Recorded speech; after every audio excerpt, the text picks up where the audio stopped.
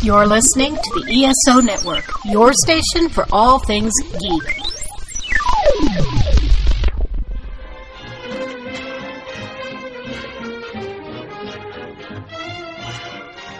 Hello, world, and welcome to Tales from Hollywoodland, a veritable feast of movies, television, Broadway, showbiz stories, and even a little bit of news and gossip, with Julian Schlossberg, Arthur E. Friedman, and Stephen J. Rubin.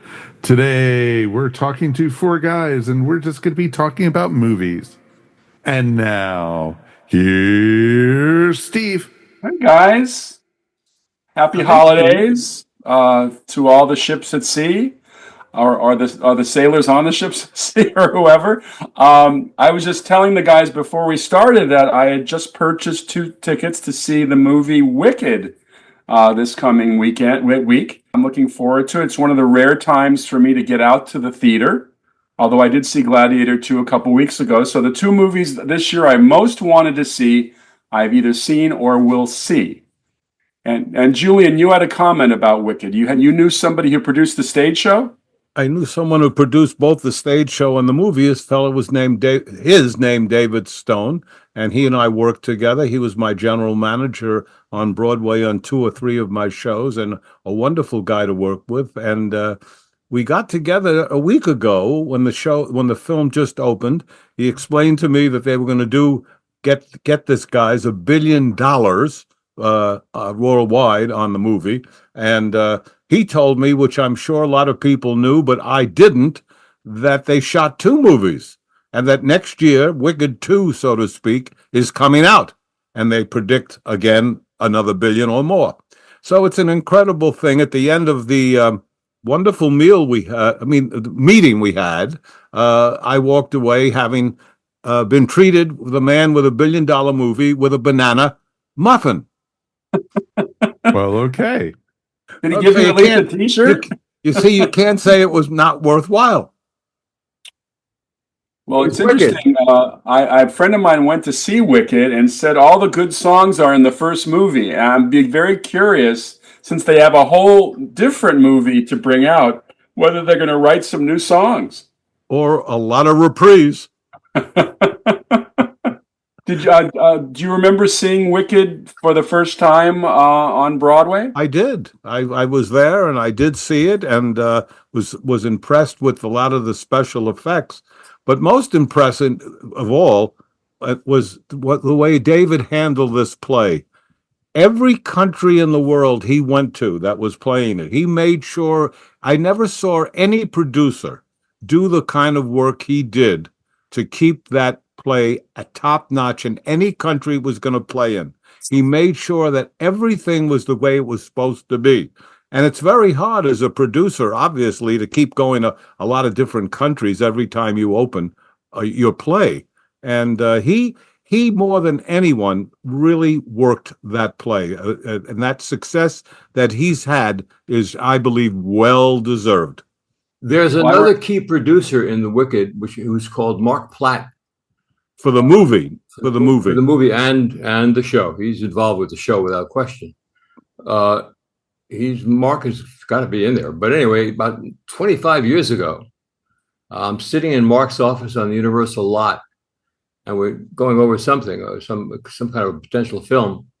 And on the little table to his side, there was an open pamphlet with the color of a green witch. And it just caught my attention. I said, "What is that, Mark?" He said, "Well, we're working on something, The Wizard of Oz." And that was the idea days of it. But that's the first I heard of it. My whole family has seen the show. The kids, the grandkids have loved the show. And now they've seen the movie. And it's a huge hit. My God.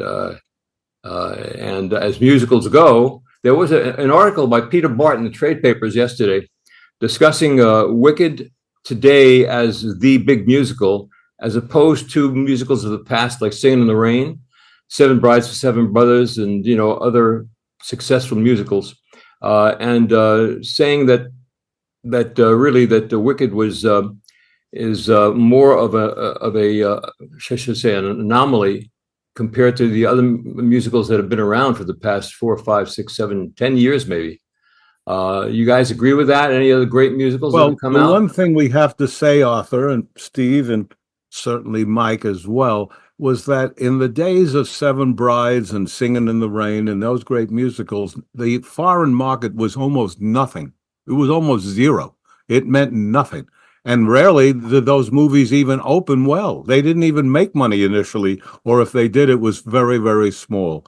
Now it's a worldwide market, and that's as we find out with $1 billion gross on Wicked. So the world has changed in our lifetime in the motion picture business so dramatically that it's so hard to compare what went on and what went on then and now. Well, he was talking more about the quality factor, not the gross, the money part.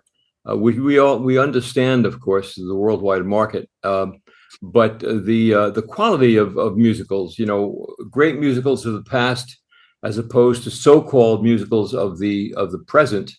I haven't seen Wicked the movie yet. Any of us guys have seen it? Well, we got Steve going on Monday. On Monday. He's the closest to it. I'll report it. But by the way, the lead character in the play and the movie, originally played by Idina Menzel, but now played by Cynthia Erivo. Is that her name? Rigo. Yes. The character's name is Elphaba. And I learned where the name Elphaba comes from, because it's certainly not in L. Frank Baum's original book, but actually the writer who wrote the book based it on L. Frank Baum, Elphaba. Hey. Very good. Pretty awesome. I thought that was interesting. But I saw it. I remember going to San Francisco from one of the early pre-Broadway performances, and it was with Kristen Chenoweth and Dina Menzel. And I remember walking into the theater and being completely blown away by the set design. That staged set is amazing for this play. It's just it's kind of that steampunk version of Oz, and I was very impressed by that. And I to be honest, I thought the score was okay, but my daughter was, I think, 11 or 12 at the time, and when she started to hear that score, all I ever heard in the house was the score to Wicked. That had a big impact on little girls. When I started in theater in New York, if a movie came out and the play was playing, you had to close. It was all over. It was finished. Well, the marketplace has changed so that after the movie Chicago came out, the Chicago musical on Broadway had a huge spike. And David Stone, who, as I said, is the lead producer of Wicked on Broadway, told me that he has a giant advance on Broadway now. Huge. Probably, I feel, I'm saying this, he's not. I think it's the biggest advance on Broadway right now. Last week, it did over $2 million on Broadway. Well, it's been doing that for a while. You know what Wicked is, guys? Wicked is the new Barbie. It's that same audience. Well, it is, but they were first in a way, because, as you said, your daughter may not have children yet, but the daughter becomes the mother, brings the daughter, and then the mother becomes the grandmother. And think about that audience, how starved they are. There isn't a lot of programming for young girls and their mothers. That's right. How can they? How many times can they see Superman, Batman, Iron Man, Aquaman, Man, blah blah blah? I mean, it's this is an audience that really is looking for something that appeals to them. Well, and it's basically a family film. Yeah, and that's what is missing from the box office equation.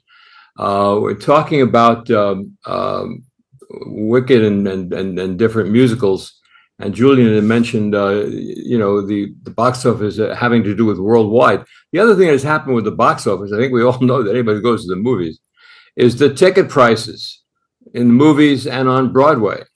I see plays on Broadway doing $1 million because now what is the cheapest ticket on Broadway, Julian? $100? Oh, much more, Arthur. More than, I mean, yeah. $250, $300. I mean, and the orchestra. It's a very, very pricey thing. But you see, the problem, and it's kind of keeps going back and forth. you have enormous costs to do a musical on Broadway. It's enormous. When I did Bullets Over Broadway, our budget was $14 million, and that was, I don't know, 10, 12 years ago. Now the average musical on Broadway is 18 to 20 million. I mean, realizing if you make a $500,000 profit a week, it takes you a year to just get out and break even. And nowhere near that. $500,000 a week wouldn't even get you. I don't even think get you out. So it's very, very tough. My numbers are wrong. Not about the gross, not about what they cost, but not about the profit aspect. That's why even when a star signs for Broadway, they have to start a musical. They have to sign for a year, or else you just can't get your money back. Cannot. And how many actors want to do that? Yeah, well, you have. Let's see how many you have. Hugh Jackman, who every once in a while is willing to do that, and he is truly extraordinary. I mean, whether you see him in The Boy from Oz, whatever you see that guy do, he is so special. And I feel privileged to have met him 2 or 3 times, and I can tell you, walk away thinking, this is the nicest guy I've ever met. Now, I never worked with him, but he's such a great talent. Speaking of guys who are nice on screen, I've always been a big Hugh Grant fan. From Love Actually. Love Actually, for his dance as the Prime Minister in Love Actually is just a standout, which apparently he did not like the idea of his character, the Prime Minister of England, doing that dance, but it's a showstopper in the movie. It's so good. And of course, Notting Hill and everything else. Anyway, last night I was streaming through all of the Oscar contender movies, and I came across a movie called The Heretic. And Lisa, my wife, and I sat down to watch this because we want to catch up on the Oscar-worthy movies. This turns out to be a horror film. It basically, the basic setup is that these 2 Mormon proselytizers, these young girls, come to a house in the country, and the house is owned by Hugh Grant, and he invites them in, and they're not going to be allowed to leave. I'll stop saying it at that point. How many times have we seen this story where 2 people come to a house and they're forced to stay there? I just got through watching a movie which turned out to be 5 years old, called Fresh, with the actor who plays the guy who plays Trump in that movie, The Apprentice. I forget his name, but also Sebastian Stan. Thank you, Mike. And oh God, these movies can tear your, as my mother would say, they tear your kishkas out. That sounds well, about right. It sounds like the Book of Mormon meets a horror show. They actually reference the Book of Mormon. It's funny. This time of year, we're recording this in December. The studios, the indies, whoever, bring out their Oscar-worthy product, and invariably, it's depressing. They're good movies. I mean, many of them are very good, and some will be Oscars, but they get to be very depressing. What's your favorite Christmas movie? All 3 of you birds. Well, I immediately go back to a movie I probably saw on television originally. I've seen it probably every year since, which is Edmund Gwenn in Miracle on 34th Street. Yeah. Oh, such a wonderful film. It's just there are movies that I just say are perfect movies. I wouldn't change a frame, and that is one of them. Arthur, what about you? Well, for a little movie that nobody's really aware of, there was a little tiny movie called It Happened on Fifth Avenue. Oh, Don DeFore. Don DeFore, who was Ronald Reagan's best friend. How about that? And Ozzie Nelson's neighbor. That's right. Maybe. And Victor Moore, Julian? Victor Moore, yes. Great character actor. It's a little movie. That's one of my favorite Christmas movies, but it plays on television now all the time at Christmas. What's the setup for that movie, Arthur? What is it actually about? A hobo comes into a mansion, knocks a door down on a side street on Fifth Avenue, and lives there. Knows how to push all the buttons. He goes in through a sewer, as Victor Moore. It's a very endearing movie, and It turns the lights on. It seems to be a deserted mansion. Yes, yeah, and then he meets somebody, a guy who was after World War II, is thrown out of his apartment by a big builder, real estate guy in New York, and he meets him in the park and he invites him. He brings him over and they live in this mansion. And he brings his wife or the girl he's going to and they meet this girl, Gail Storm, who is the daughter of the guy, and the guy is the multimillionaire real estate guy who owns the place is in Virginia, and they all come together for Christmas. It's a beautiful little movie that's very popular on TCM. They show it all the time at Christmas. I would like to go back to something again that Julian said earlier on movies that have a lot of sequels. That years ago we were always told at the film companies, take all the James Bonds as a release. We're releasing a new James Bond. That was common. And I was kind of young guy. And I used to say, wouldn't it make sense to just keep it in release? No, you got to take all the Woody Allens out, take all the Pink Panthers out. And of course, they were wrong. You keep these things in release. They play for series on television. You open a new James Bond, and all of a sudden you see on TNT they're running 4 days worth of James Bond movies before it opens or while it's opening. So popularity begets popularity. And how about Mike? What's your favorite, Mike? One of your holiday favorite movie? Oh, yeah. Christmas holiday. No, I know. I'm thinking. I'm probably thinking. Maybe have to go back to, of course, Miracle on 34th Street is a wonderful film, but I also like, this, of course, George C. Scott in with Scrooge. Yeah, I think. But I've never seen that version. That's probably very good. I love George C. Scott. Oh, I think how about White Christmas? Bing Crosby, Danny Kaye, Rosemary Clooney. I always thought it was a very sappy movie. No, without question. That's where the money came. Oh, of course. And was Holiday Inn a Christmas movie, guys? Mm-hmm. Yeah. Well, anyhow, mine, since nobody asked, was A Christmas Carol with Alistair Sim. Oh, okay. That's a great one. If you want to see a great Ebenezer Scrooge, and I take no backseat to George C. Scott, who was a very close friend of mine, but I have to say, Alistair Sim doesn't get better than that, guys. And we've yet to mention Jimmy Stewart. It's a wonderful life. It's a wonderful life, my Lord. Clarence, bring me back, Clarence. A Wonderful Life, I loved when I was younger, but I think TBS ruined it by overplaying it so many times because they were showing it every single day. Same thing with the movie Christmas Stories. It's one of the saddest stories in film history because Frank Capra made his own company. Liberty he financed the movie. The movie died. It was a disaster.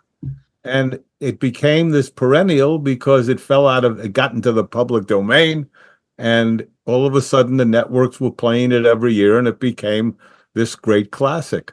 But Arthur, Julian, it seems astonishing to me, given if you watch the whole movie, it goes from bright to dark, back to bright, and I don't see anybody walking out of that movie saying that was terrible. But I guess the post-war audience didn't want anything to do with a guy who's contemplating suicide, I guess. Yeah, that was not a great selling point, to say the least. Frank Capra had a great story. When he went to shoot the dance scene, he discovered, I guess at Beverly Hills High, that underneath the dance floor was a pool. And that was not in the script originally. But when he heard that and saw that, that's how they end up soaking wet in that pool. And that whole incident was instigated by Carl Alfalfa Switzer. Our gang? Our gang. He's the boy who pushes the button that sends everybody into the water. Then he jumps in. It's a very good movie. But it's a wonderful movie. It's a wonderful life. Yeah, it does make you feel that you do want to do the best you can and hope that you realize that we are blessed with the fact that we're on the planet, even though there are days all of us feel, I wish we weren't on the planet. It is a life affirming movie, and I don't know how I could watch it many, many times. Marlo Thomas, believe it or not, did a remake of it, a huge success for television. She played Jimmy Stewart, Wayne Rogers played Donna, and Orson Welles was Lionel Barrymore. It called It Happened One Christmas.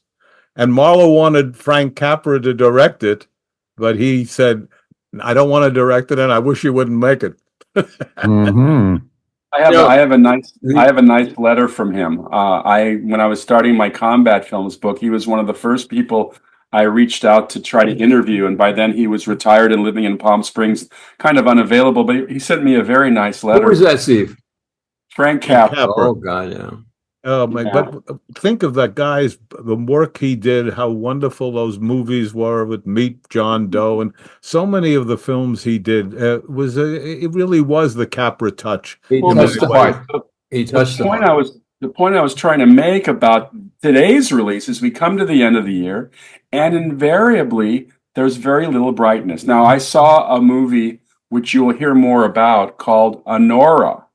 Honora is getting a lot of Oscar attention right now. It's basically it's got a very raunchy setup. This New Jersey lap dancer meets the son of an oligarch in one of those strip clubs, and he proposes to her.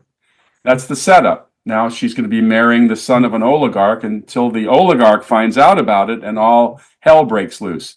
But it's I believe the director is Seth Baker, and he's done some very interesting movies, some very off-color movies that have done very well. One of the movies he did, I believe, was called Red Rocket, and that did very well. And then he did a movie set down in Florida I think it's called The Florida Project. This is a very good filmmaker, but the hijinks that ensue when this couple get together is fun. I laughed out loud quite a bit, and it was a kind of it's against the flow of all these depressing movies. The other movie that I saw recently is I did see the Saturday Night Live movie that Jason Reitman directed. Have any of you guys seen that? I loved it.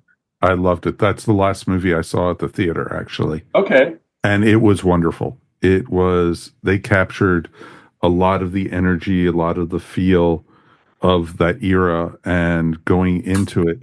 And there are so many actors playing other actors for cameos. You had Billy Crystal, you had Franken and Davis, you had Paul Schaefer, you had all these people who were involved with the original Saturday Night, and it was great. And you felt the tension leading up to it that, literally when they were on set ready to go, they almost went to a rerun of Johnny Carson. It was that well done. How'd you like it, Steve?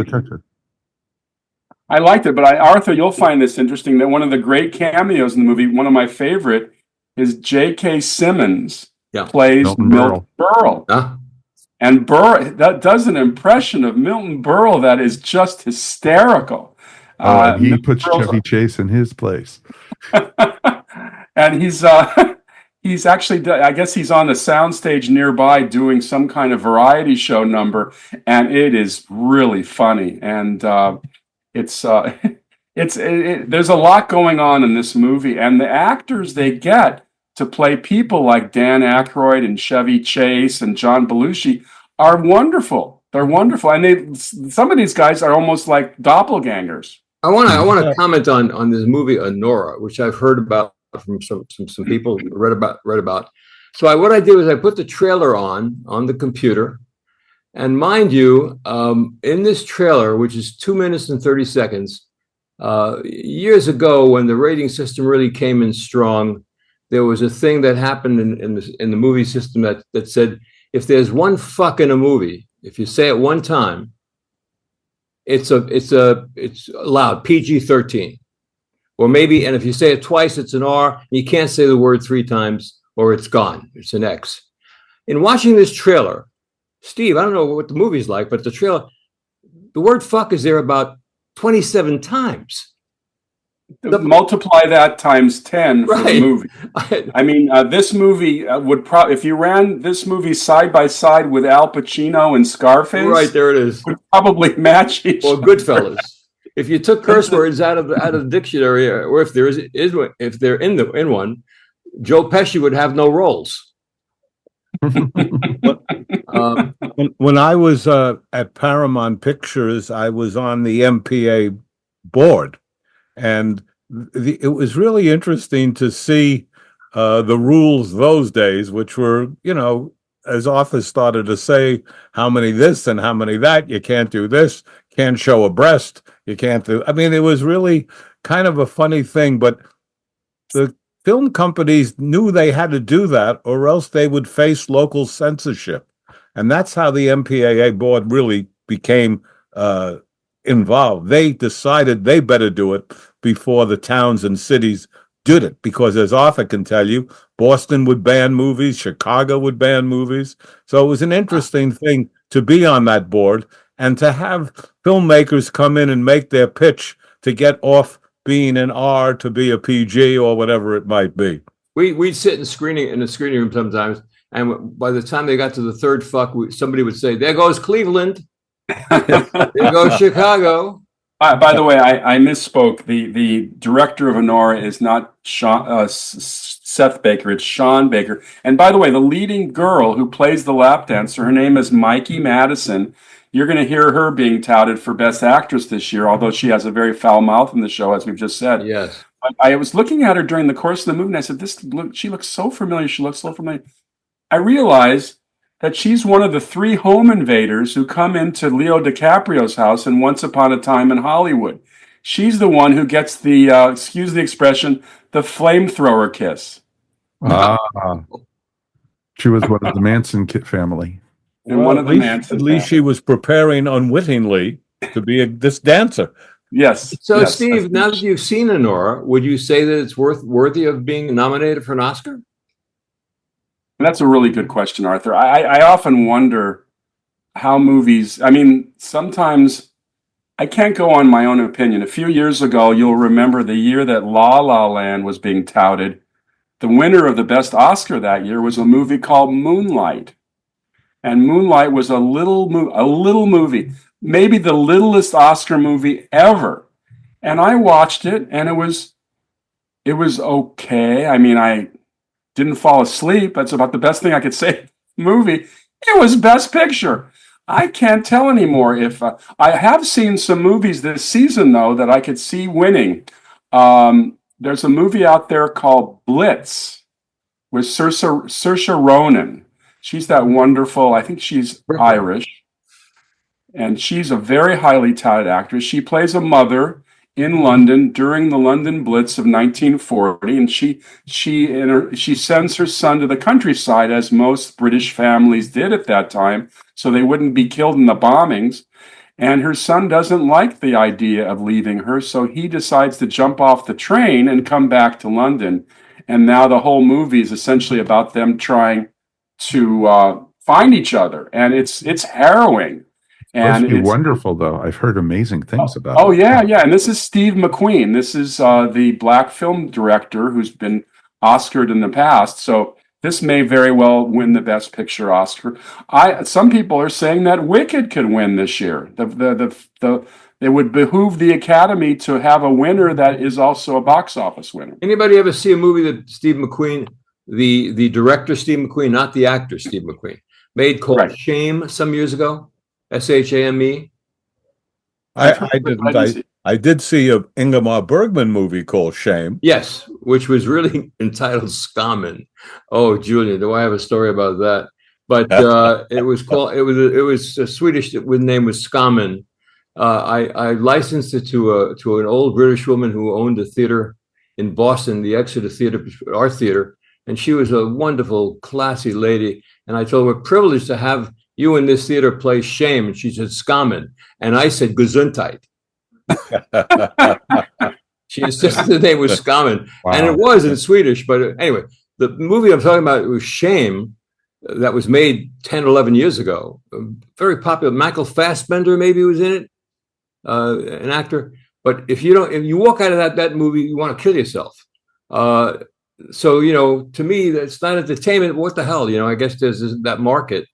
Well, another movie I can mention, because I went to a screening the other night, is a movie called Unstoppable. And Unstoppable is the story. This is a Jennifer Lopez movie. She plays the mother of a wrestler who has one leg. And it's the story of this young wrestler who, against all odds, achieves greatness as a one-legged wrestler. True story. It's called Unstoppable. I thought Unstoppable was the tagline for the cereal Fiber One. Anyway, anybody get that, guys? Anyway, well, I have to say that I remember when Paramount was releasing a movie called The Adventurers, which was a Harold Robbins, based on one of his big bestsellers. And Gene Shalit said that The Adventurers was a mammoth movie, and that's why the mammoths are extinct. I remember looking at the credits for The Adventures. Correct me if I'm wrong, Julian, but wasn't the lead actor a guy named Beckham Femu? Yes, that's right, actually. And I think he may be unstoppable. I don't know. I'm walking out of the theater. I'm walking out of the Bruin Theater after a sneak preview of a movie called A League of Their Own. Yes. I'm with a studio exec, and the studio exec says to me, "This movie will never work. It's too schmaltzy." And I said, "Do you know how to spell schmaltzy?" He said, "Well, I think I do." I said, "Well, no, it's spelled Money." And of course, it went on to be a huge hit. There's no crying in baseball. There's no crying in baseball. Well, that last scene with the mother showing up, God, what a great. Oh, that's great. And apparently Gina Davis, who's wonderful as a very good catcher, had virtually no ability at all to throw baseballs. I think they had a double there a lot for her. But that really showed the versatility of Tom Hanks.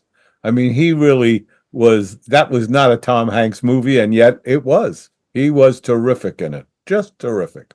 Big baseball. He's got a beer belly. He's to this day, he's a very big baseball fan. I've actually had a chance to work with him. He came over to Showtime in '96 to part of our series called Fallen Angels, which was a series of film noir 1-hour episodes and half-hour episodes. And he directed one. I got to spend some time with Tom Hanks. Really nice guy. So it always brings back the question, we talk about these kind of movies, where are they today? Where are the League of Their Owns and the Tootsies and these these wonderful films? They're being made for TV. They're not being put out cinema. Well, yeah, but that's like a part of the answer. But why? Not even being made for TV. I mean, the fact of the matter is TV is all about series now. The only place you're going to find movies on television is on the Hallmark Channel, which right now is just running rampant with Christmas movies. And a few other channels like Lifetime has mysteries, and Sci-Fi Channel occasionally gives you a Sharknado. But it's all series, though, Mike. I don't know if there are any TV movies at all anymore. There's like Netflix still is putting out movies. Apple Plus is. You do have certain ones, Amazon too. But a lot of times, like they're putting those out at the theater for like a week or two just to see, what kind of audience. And also to get some Academy consideration. Exactly. In fact, but you take Frank Capra's films. We've mentioned several of them. And others that we've talked about, League of Their Own, and take a movie like Home Alone. Somewhere in those movies, it's heartwarming. There's something that makes you feel good, and go home and talk about it and tell people. And one of the great reasons they've all become successes. Where are the heartwarming movies today? Are there any, guys? Well, one comes to mind, which won the Best Picture a few years ago, was The Green Book. I thought was very much absolutely, you're right. Great movie. But that's one movie. I don't think Hollywood makes enough of those. I think that Listen, I can't argue with success. The studios now are completely in the hands of the franchises. So they look at their balance sheet and they know that if they spend 200 million on Spider-Man 8, they're going to make a half a billion or more. And that's their whole methodology. They're targeting 12 to 24s. Anybody over the age of 30 is not one of their targets. Well, they're leaving out the family, you see, and for the most part, these films that we've mentioned are family films. But the problem also with that, Arthur, is it's so darn expensive for a family to go to a movie anymore.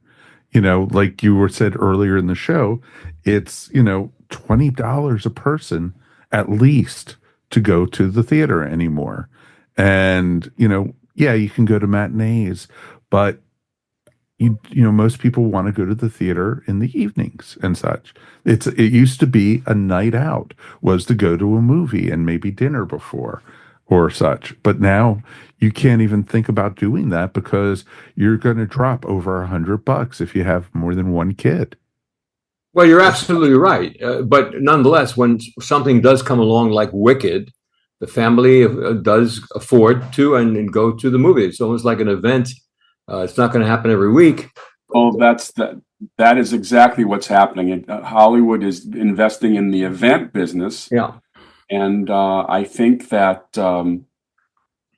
a number of things have happened, as we've talked about a lot. I mean, COVID just closed down the theaters for 2 years or whatever it was. And then people, that coincided with there being this huge sway of TV shows that were good. They were good shows. But not only that, Steve, when you mentioned COVID, it wasn't so much that they closed down the theaters in terms of what's happening today. What happened is that middle-aged people and older found how great it was to see films at home on their big screen with great sound, and they could shut it off anytime they want, get a snack, go to the bathroom, come back. They found the great convenience of viewing films at home. And COVID made the streaming business. Absolutely. Yeah. What it did. It did. By the way, speaking of your bladder, there's another movie that's being touted for Academy Awards is a movie called The Brutalist. And this is a story of a refugee, I believe, from World War II. I don't know much about it, but it is 3.5 hours long. And interestingly, it comes with an intermission.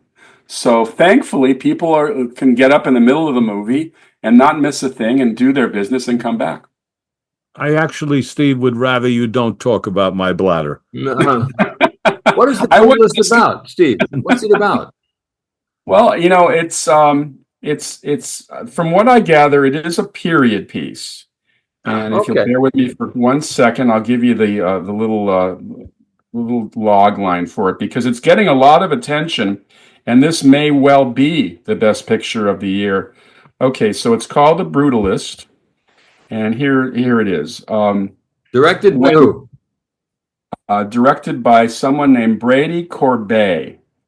I've never heard of him. 215 minutes. When visionary architect Laszlo Toth and his wife Erzsébet flee post-war Europe in 1947 to rebuild their legacy and witness the birth of modern America, their lives are changed forever by a mysterious, wealthy client. And let's see. This is an Adrian Brody movie. He plays Laszlo, the architect. Felicity Jones plays his wife. Guy Pearce is in it. This is a very long movie, but it sounds like it's a bit of an epic movie. Okay, let's go on to the next subject. You think that was a little too brutal?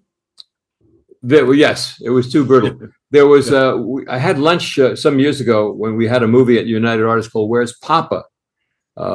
Some great, crazy movie, but one of the producers was Frank Capra Jr. And I had lunch with George Siegel and Frank Capra Jr. and our publicity head. And Frank Capra Jr. was talking about he was reminiscing about some of the things with his dad, who touched the heart in everything he did. I think he was just great, Frank Capra, as we've mentioned. But he also talked about times when Harry Cohn would come storming over to their house to address Capra And for the people who are the listeners, Harry Cohn was, my God, a walking four words. He was just, his language was cursies, but he was the head of Columbia Pictures. And he would have been a good lap dancer in that movie. Yeah. And how Frank Capra as a kid would stand on the top of the stairs and look down and see these arguments. But Frank Capra Sr. would never argue. He would just listen to this stuff, oh, this fucking scene and this and that, blah, blah, blah, blah. But his memory of those things was his dad always just, shrugged and still made the movies he wanted to make and made Columbia Pictures. We would all agree it happened one night. And Meet John Doe and Mr. Smith Goes to Washington. Yes. Yes, oh, sure. absolutely. It would be great if Mr. Smith Goes to Washington, I think made in 1939, were force-fed to every person in Congress and in every administration, regardless of the political party. To this day, it stands up. Yes, but Capra was a great filmmaker, and there's a terrific series. I do not know who made it, but I know I've seen it, about Frank Capra. DVD. Is that the one they talked about all those World War II directors? No, that was different. That's Why We Fight. We Fight. Okay. That's a whole series. But no, this is about him, about his life, about his movies with clips from the movies. And it was just a terrific documentary, but it was I think it was about 5 or 6 hours. It was really long. And it's downstairs in my little collection. So, well, he directed one of his last movies. Pocketful of Miracles? No, not Pocketful. It's called it's with Sinatra and Edward G. Robinson. High Hopes. Hole in the Head? Hole in the Head. Thank you, Julian. Once there was a rubber tree plant. Yeah. And that song with Rusty Kramer is such a memory. I remember that movie, just loving it. It is kind of... That was not Rusty Kramer, it was Eddie Hodges. Oh, you're right. It was Eddie Hodges. Thank you. But Rusty was his name in the Danny Thomas series. Yes. Okay, there you go. But anyway, the movie is so Capra-esque, which actually has become a phrase that movies very seldom have anymore. That's true. I mean, I think that what's happened is that cynicism has really invaded Hollywood. Avi Hearn, who was a guest on our show the other day when we did our roundtable, was talking about the cynicism of Billy Wilder in a movie called it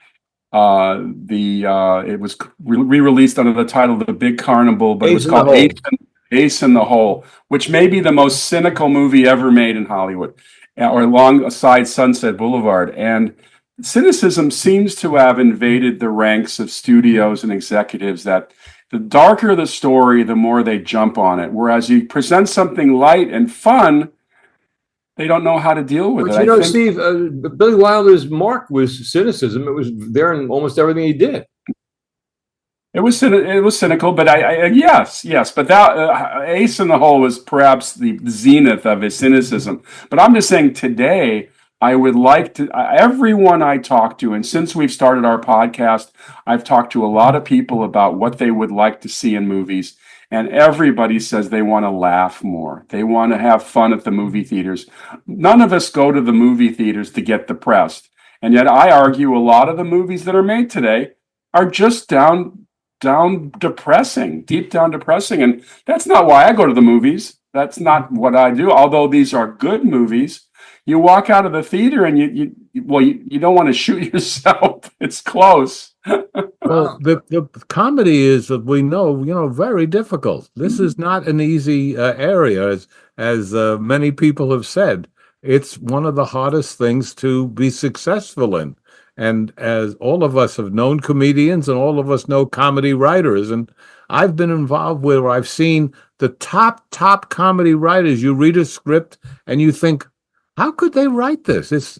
They're so much better. Well, they've done so much better work than this. It's hard. Of all the areas, I think we're talking about, that comedy and musicals are, I think, the two hardest to do. Nowhere is it more telling than on Oscar night, when they have the host come out, and invariably they are the worst jokes I've ever heard in life. And this is supposed to be the cream to the comedy. I think that the executives in Hollywood just need to get a better sense of humor, because I think that in the studio circles, if they ever do a comedy these days, it has to be very raunchy, the Hangover type of raunchy. And I maintain that you don't have to have a raunchy film to be a comedic success. Look at Tootsie. Tootsie's not raunchy. No, but the raunchy comedies have been very successful. American Pie, was that the name of the movie? Yep. Big, very big hit. 1, 2, and 3. 1, 2, and 3. There was a lot of pie. Yeah. Now be careful, Steve. Be careful. I know. All right. I'm very All right. careful. All right. But even remember Porky's, old Porky's, there was Porky's as well, as Arthur said, raunchy ones. How about Animal House? Animal House. Talk about it. Big hit. I don't think you could make that movie nowadays. You couldn't make an Animal House. You couldn't make a Blazing Saddles. You couldn't make, films like that. Not without picketing, anyhow. Well, I am predicting there's going to be a backlash. I think we've reached the zenith of wokeness, that terrible word. And I think people are going to, first of all, we all know that comedy is about challenging the norm, being outrageous and being a reaction to it. And I think we need more of that. Well, I do too. You want something that's out of the normal, something that's going to surprise you, and something that's going to surprise you so much that it's going to make you laugh. Well, and that's the point. That's why I mentioned that movie earlier, Honora, about the lap dancer. It's outrageously funny at times, and I think people like that. I think it's a little raw, but the young audiences might embrace it for what it is. Hard to tell that by the trailer, by the way. Really. And since when did trailers allow that kind of language in that amount? Well, I think it depends on what kind of movie it's playing with. Generally, if the movie that's being released is an R, they have R-banded trailers. Having owned theaters, I'm well aware of that, but I'm saying that trailer is all over your computer. Okay, well, of course. I mean, listen.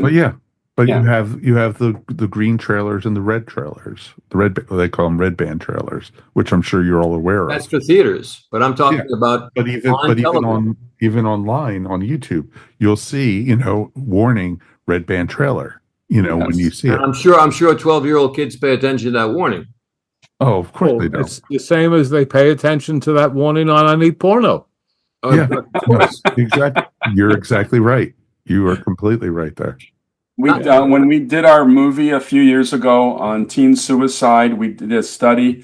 It said that the average age of a kid who sees porno for the first time is 9 years old. No, really? Serious. Oh, yeah.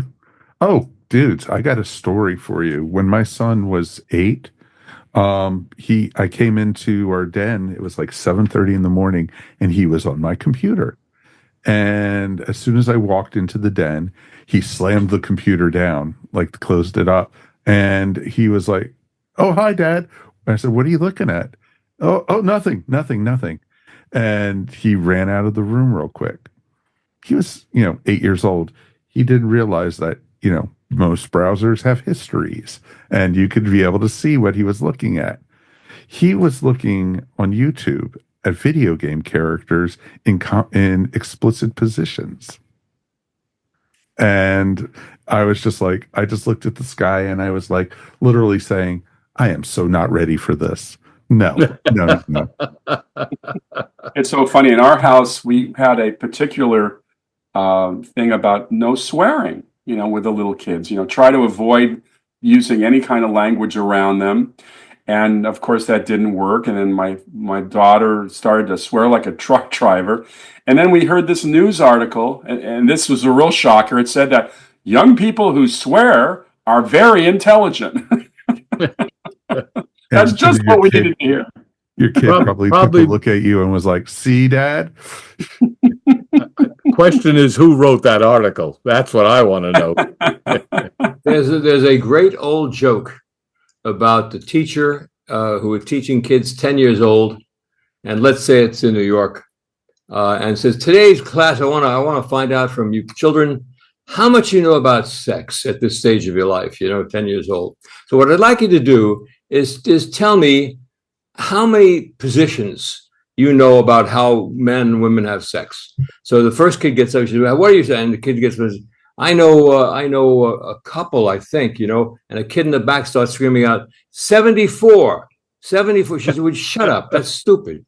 How could you say something like that? So what do you know? It says the kid in the front. He says, well, I know a position. And the kid, 74, I know 74. And she said, well, you got to shut up. I'm going to throw you out of the class. And she said, but what's the position? And the kid says up front, the kid says, well, I know the position where the woman lays on her back, the man gets on top, and he puts his thing into her thing, and they move back and forth. And the kid in the back says, 75. Very good. Very good. I'm glad you got the joke. Anyhow. By the way, I this is totally a tangent here, but I went to the Magic Castle this week, and they have the close-up magic room, and the usual card tricks and stuff. But one of the magician says, "I'm just tired of this same old, same old. So this time, I'm not going to tell you what your card is. My coin is." So he puts a coin on top of a deck of cards, and the person picked the card. He shoves it back in the deck, and I'm watching this. We're all watching this coin starts to burrow into the deck of cards right in front of us. It literally burrows down into the deck and stops at the card. And then he shows the card deck after a while, and there's a circle in all the cards because it's been burrowed into. It's quite a trick. Two guys, traveling salesmen, walk out of a bar, and they see a little kid smoking a cigar. They say to the kid, "How old are you?" He said, "I'm 6 years old." They said, "You're 6 years old and you're smoking a cigar?" He said, "Yeah." He said, "That's nothing." He said, "I had my first girl when I was 5. They said, 5 years old? Well, how was that like? He says, "I don't know. I was drunk at the time." Boy. All right. Wow. That's what closed vaudeville. What a kid. And there's that, and it was probably snowing at the time, so that makes it a Christmas joke, right, Julian? Exactly, Steve. I forgot that. Thank you. That's what it was. Just come full circle, folks. Have we forgotten any great Christmas movies? How about Home Alone? Oh, that was a biggie, but I've got to mention Die Hard, guys. Come on, Die Hard. Well, yeah. It's always been a good theme. That's for sure. For sure. Santa Claus versus the Martians was a great film. Home Alone was owned by Warner Brothers, and Warner Brothers refused to give the producers an extra couple of $1 million to the budget, and they let it go in what's called turnaround, which means they just let it go, and if you pay them back the money they had invested, it now becomes yours. And Home Alone was turned around and went right into Fox, 20th Century Fox. It was Fox, right, Steve? Yep. And has with sequels has earned over $1 billion. And so there you go. Those things happen all over. It happens in sports. It happens in movies. It happens in business, where you make the big mistake and there it is, But gee, Home Alone was gold. I produced a play with Macaulay Culkin as one of the stars, and Jolie Richardson, Natasha Richardson's sister, and Vanessa's daughter. And he was a lovely young man to work with. At that point, he was probably in his late teens, and but it was a tough thing to have, in a way. With that great success sometimes is what all people remember, no matter what you do. That's what they remember, his little hands on his face, Home Alone. Sure, but look at the success his brothers had with Succession, my Lord. Yes, and I think he's in a new movie. I was just about to mention it, Julian. In fact, I have it up here. Let's see. That was one of the Oscar movies that was directed by Jesse Eisenberg. It's called A Real Pain. Yes. Oh, it's supposed to be wonderful. I just heard an interview with Jesse. It was awesome. Yeah, it's about two brothers who decide to. In fact, they actually might be cousins. Actually, they decide to go. They're cousins. Okay, yeah, they visit Poland to visit the home that their grandmother lived in before she came to America. and it's a kind of a road picture. Karen is a live wire, off the wall, and Jesse's kind of the straight guy. It's a fun movie. I would give it more of a fun. Can any of you guys tell me and our listeners and viewers where to see a movie that Clint Eastwood made called Juror Number 2? How and where do we see that? Anybody know? That's a good question. I think it must be a Warner Brothers title because he has his deal at Warner's. Right. Let's see. Nobody knows. I saw it. It's very good. Anybody here see Woody Allen's A Rainy Day in New York, which also was only on the web, was never released theatrically. Terrific movie. Julian, did you see it? I haven't. I saw the new movie, the Coup de Chance, I think it's called, or Coup de something, but that was pretty good. I like that, but I didn't see Rainy Day in New York. I recommend it. Well, yeah. Well, here's something very telling about Juror Number 2. Its budget was $30 million, good budget. Its worldwide gross is $20 million. That leads me to believe that the only place to watch Juror Number 2 is in the streaming verse. And it's probably on Max, if it's on anything. I don't remember it being released theatrically, Steve. Yeah, I have a feeling it went straight to streaming. Mm-hmm. Oh, I unless Eastwood okayed that, I doubt it.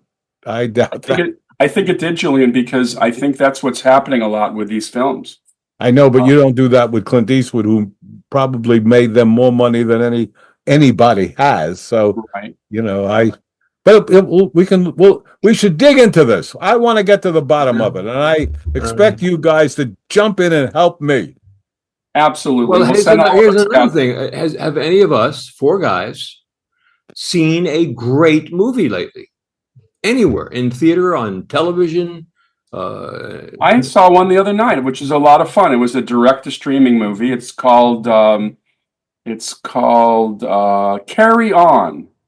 It's a thriller. It's on Netflix. I highly advise it. It's all takes place at the LAX airport. Taron Egerton, who's the kid from those Kingsman movies, good actor, plays a young guy who works in security at those X-ray machines. That's all I can tell you. Somebody's going to try to bring something into that airport, and it's his battle against the guy. You're saying it's a great movie, Steve? Great, fun action adventure movie. I enjoyed it. Is it the greatest movie ever made? No, but it was very entertaining. Here's why I say that, Arthur. We started that movie at 10 o'clock at night, which is almost my bedtime, and we stayed with it till midnight, and I did not fall asleep. That's pretty awesome. I must say that Carry On were the Carry On comedies from England. They were at least 30 to 40 made, and they were gigantic in London and England, huge movies. But when they came here, they never did business. It was really interesting. A lot of very famous English actors were in it, and it was a series called the Carry On series. So now we have a whole different one, Steve. Julian, I remember when you were booking the theater in Boston, in Brookline Village, the Walter Reed Theater. The Plaza. And I remember seeing or driving by there and seeing those kind of movies, maybe with what's her name, Rutherford or something? Margaret Rutherford, the Murder Most Foul, Murder, She Said. They were terrific movies. Well, I was always trying to book, because Boston was owned by, as you know, SAC Theaters, and I was always trying to book something that I knew they would never play and hope that it might catch on. Rarely did it, by the way, but I did well at the Charles Theater and launched MASH, and that played for about 50 weeks, so that was a very big success. Ben Sack, a gentleman always remembered for seeing a movie called Charge of the Light Brigade on a sneak preview and walked out and said, "It'll never work, there's no tits. Anyhow, onward." Mike, I'm turning it over to you, Mike. Oh, this has been an interesting one, folks, and you've reached the end of this episode of Tales from Hollywoodland. Always remember, we couldn't do this without you. We want to hear from you, so please write us anytime at talesfromhollywoodland@gmail.com. Remember, You can find us wherever fine podcasts are found. And now you can even find us up on our YouTube channel. If you made it this far into the episode, why not subscribe and give us a thumbs up? Or if you're listening, hey, give us 5 stars. If you're into social media, please check us out on Instagram and Facebook. Before we get out of here, let's check with the guys and see what's happening this week on their podcast. Julian, who are we talking to this week? Oh, this week is the wonderful John Boy himself, Richard Thomas. And we talk a lot about, of course, the Waltons, but also him trying to change his image somewhat, playing murderers, rapists, whatever. But he's always going to be such a lovely guy as he shows that he is on this interview. He's just terrific. He's in our town on Broadway right now. Steve, what's cooking over on Saturday night at the movies? Graham Rye, who publishes 007 magazine in England and is one of the world's leading authorities on James Bond, and I discussed the 60th anniversary of the release of Goldfinger, which to me was a huge event movie and certainly galvanized the Bond fans, so much so that they re-released the first 2 James Bond movies, Dr. No and From Russia with Love, to great success. And we have a really fun discussion of that movie. Awesome. Arthur, who's coming up next week on our show? I'm going to let Julian tell you about Mr. Hyde. He's the man. Alex Hyde White's father was Wilfred Hyde White. For those of you who remember, he was Colonel Pickering in My Fair Lady. I met Alex in Morocco. He was one of the co-stars of Ishtar, and he's written a book. He's had a lot of movies. He's extraordinarily, really a great-looking guy, and somebody will have some great stories for us to hear, Arthur, Steve, and Mike. Fantastic. On behalf of Steve, Arthur, and Julian, thanks again for listening. This is your producer and announcer, Mike Faber. We'll see you here next time on Tales from Hollywoodland. Your Hollywood adventure starts right here.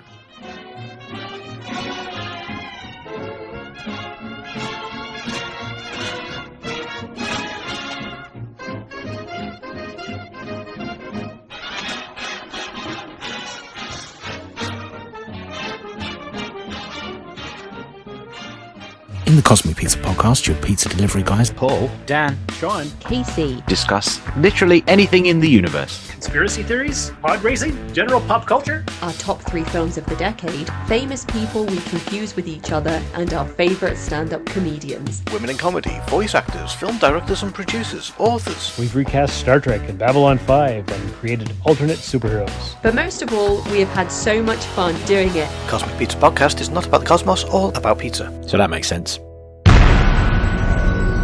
This has been a broadcast of the ESO Network.